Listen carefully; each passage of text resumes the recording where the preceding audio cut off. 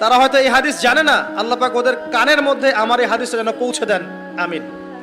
নবী সাল্লাল্লাহু আলাইহি ওয়াসাল্লাম বলেছেন, আমি মেরাজের রাতে যখন গিয়েছি তখন এক শ্রেণীর মানুষকে দেখেছি, ওদেরকে শাস্তি দেয়া হচ্ছে। কি শাস্তি? জাহান্নামীদের রক্ত এবং পুঁজ ওদেরকে খেতে দেয়া হচ্ছে। জিবরাইল আলাইহিস সালামকে জিজ্ঞাসা করা হলো যে এরা কারা? তিনি বললেন, এরা আপনার উম্মতের সেই সব ব্যক্তি যারা মাদকদ্রব্য সেবন করত।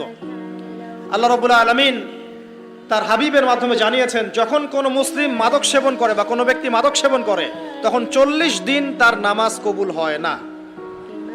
এরপর যদি সে তওবা করে তাহলে আল্লাহ পাক তার তওবা কবুল করবেন ইনশাআল্লাহ। যদি সে আবারও মাদক খায় তওবা করার পর, আবার 40 দিন তার নামাজ কবুল হবে না। যদি সে আবার তওবা করে আল্লাহ পাক আবার তাকে মাফ করে দিবেন।